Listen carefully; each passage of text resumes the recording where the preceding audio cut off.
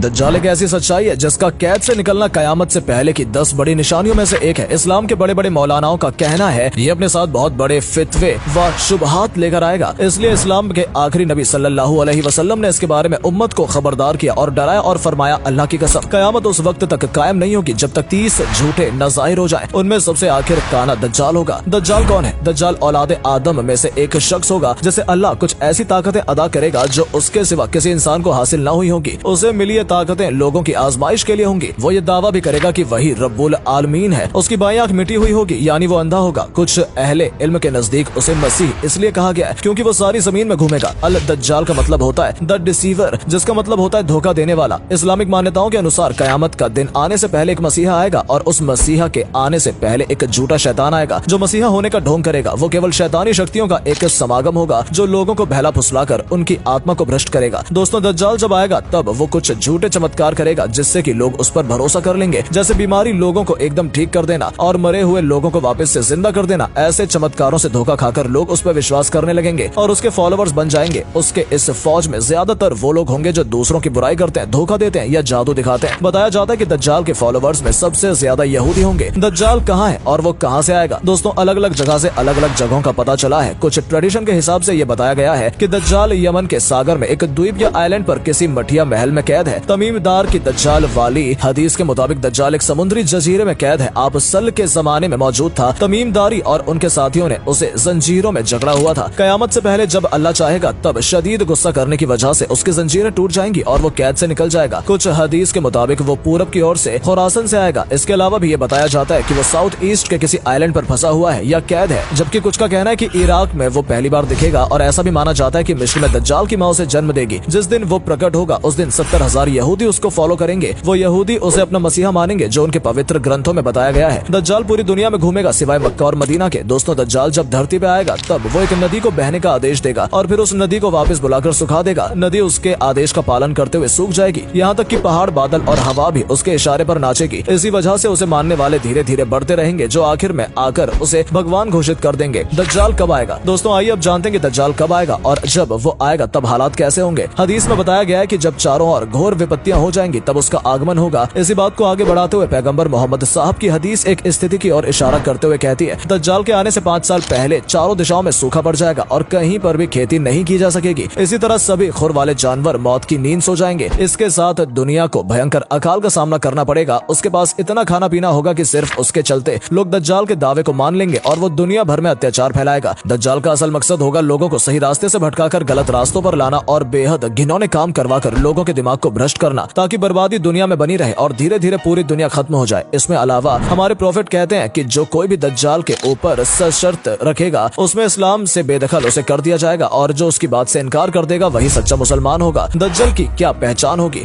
पैगंबर मोहम्मद बताते हैं कि दज्जाल एक आंख से अंधा होगा। वो मजबूत जिस्म और बड़े सर वाला होगा। उसकी दोनों आंखें ऐबदार होंगी, साथ ही उसका कद काफी छोटा होगा। उसकी दाईं आंख अंगूर की तरह फूली हुई होगी और बाईं आंख पर चमड़ा आया हुआ होगा। बाल घने और घुंघराले होंगे। वो काफी सफेद या गोरा होगा और उसकी दोनों आंखों के बीच में काफिर लिखा होगा जो सिर्फ अल्लाह के सच्चे बंदों को ही दिखाई देगा। ऐसा बताया जाता है कि एक अनपढ़ भी उसे देख पाएगा और पढ़ पाएगा अगर अल्लाह पे उसका पूरा यकीन होगा तो। दज्जाल पूरी दुनिया घूमेगा लेकिन चाहकर भी कभी मक्का में नहीं घुस पाएगा। वो मशरिक की तरफ से आएगा और उसका इरादा मदीना में दाखिल होने का होगा, मगर उहद पहाड़ के पीछे फरिश्ते उसे रोक कर उसका रुख सीरिया की तरफ फेर देंगे। दज्जाल पानी और आग के साथ आएगा जिसमें से पानी आग जैसा लगेगा और आग पानी जैसा। जमीन पर दज्जाल की रफ्तार। दोस्तों, दज्जाल की रफ्तार उस बारिश की तरह होगी जिसके पीछे हवा हो। मतलब ये कि वो बहुत तेजी से जमीन पर एक हिस्से से दूसरे हिस्से में पहुंच जाएगा। वो जमीन पर 40 दिन तक फिरेगा। उन दिनों का एक दिन एक साल की तरह होगा, एक दिन एक महीने के बराबर और एक दिन एक हफ्ते के बराबर होगा। बाकी के दिन आम दिनों की तरह होंगे और वो गधे पर सवार होगा। उसके दोनों कानों के बीच 40 हाथ का फासला होगा। वो लोगों से कहता फिरेगा कि मैं तुम्हारा रब हूँ। हालांकि वो एक आंख से काना होगा और रब तो वो खूबसूरती है जिसमें किसी भी चीज की कमी नहीं। इसलिए हम ईमान के मजबूत होंगे और कह सकेंगे कि हमारा रब ऐसा नहीं हो सकता है। दज्जाल के फितने। दोस्तों, दज्जाल के साथ जन्नत व जहन्नम दोनों होगी। उसकी आग असल में जन्नत होगी और उसकी जन्नत हकीकत में जहन्नम होगी। उसके साथ पानी और आग होगी। उसकी आग असल में ठंडा पानी होगी और उसका पानी हकीकत में आग होगी। तुम में से जो दज्जाल को पाए तो उसे चाहिए कि उसकी आग में कूद जाए क्योंकि वो ठंडा मीठा पानी होगा। वो एक कौम के पास आएगा और वो कौम उस पर ईमान ले आएगी। वो आसमान को हुक्म देगा तो वो बारिश बरसना शुरू कर देंगे। जमीन को हुक्म देगा तो वो पैदावार करना शुरू कर देगी। भेड़ बकरियों जब चरकर लौटेंगी तो उनके थन दूध से भरे होंगे। वहीं जब वो एक दूसरी कौम के पास जाएगा तो उस पर ईमान नहीं लाएगी। उसके बाद सुबह जब वो कौम अपने खेतों पर जाकर देखेगी तो फसलें बर्बाद हो चुकी होंगी और जमीन बंजर हो चुकी होगी। वो उस बंजर जमीन को हुक्म देगा तो जमीन के खजाने निकलकर शहद की मक्खियों की तरह होकर उसके पीछे पीछे चलेंगे। दज्जाल जब एक देहाती से कहेगा कि अगर मैं तुम्हारे मर चुके माँ बाप को जिंदा कर दूं तो क्या तुम मुझे अपना रब मान लोगे, वो हामी भर देगा तो शैतान उसके माँ बाप की शक्ल में उसके सामने आ जाएंगे और कहेंगे कि बेटा इनका कहाँ मानो, यही तुम्हारे रब है। जिसके बाद वो इंसान उस पर भरोसा करके उसे अपना खुदा मान लेगा और उसकी फौज में शामिल हो जाएगा। वो एक जवान को तलवार मारकर उसके 2 टुकड़े कर देगा, फिर कहेगा कि मैं इसे जिंदा कर दूंगा मगर ये मुझे अपना रब नहीं मानेगा। वो मुर्दा उसके कहने पर उठ खड़ा होगा। फिर दज्जाल प्यार से उससे पूछेगा कि तेरा रब कौन है। जवाब में जवान उससे कहेगा कि मेरा रब अल्लाह है और तू अल्लाह का दुश्मन दज्जाल है जो दुनिया के लोगों को सही रास्ते से भटकाकर गलत रास्ते पर ले जा रहा है। दज्जाल से हमें कौन बचाएगा? दोस्तों, जब पूरी दुनिया में बुराई का राज होगा यानी कि दज्जाल का राज होगा तब उससे हमारी हिफाजत आखिर कौन करेगा? इस पर पैगंबर का कहना है कि दज्जाल के आने के कुछ समय बाद ईसा अलैहिस्सलाम आएंगे और वो हल्के से केसर से रंगे होंगे और 2 फरिश्तों के कंधों पर हाथ रखकर उतरेंगे। जब वो अपना सिर नीचे करेंगे तो ऐसा लगेगा जैसे उनके बालों से पानी बह रहा हो और जब वो अपना सिर उठाएंगे तब ऐसा लगेगा जैसे उनके बाल चांदी से सजे हुए होंगे। सुन्नी हदीस के हिसाब से दज्जाल को लोद जो कि इजराइल का एक शहर है उसके दरवाजे पर लाया जाएगा और जहाँ एक बहुत बड़ी जंग होगी जिसमें इसे पकड़ लिया जाएगा। 40 दिनों का 40 सालों के शासन के बाद वो ईसा या इमाम मेहदी या दोनों के द्वारा खत्म कर दिया जाएगा और दुनिया दोबारा से अल्लाह ताला के हाथों में आ जाएगी और चारों तरफ अमन सुख और चैन होगा। वैसे हजरत ईसा की बात करें तो इस्लाम के मुताबिक ईसा हजरत मरियम की औलाद है, पर क्रिश्चियन का कहना है कि ईसा गॉड का बेटा है और सच तो यही है कि गॉड का कोई वारिस या संतान नहीं होता, इसलिए सच्चाई इस्लाम धर्म में ही नजर आ रही है।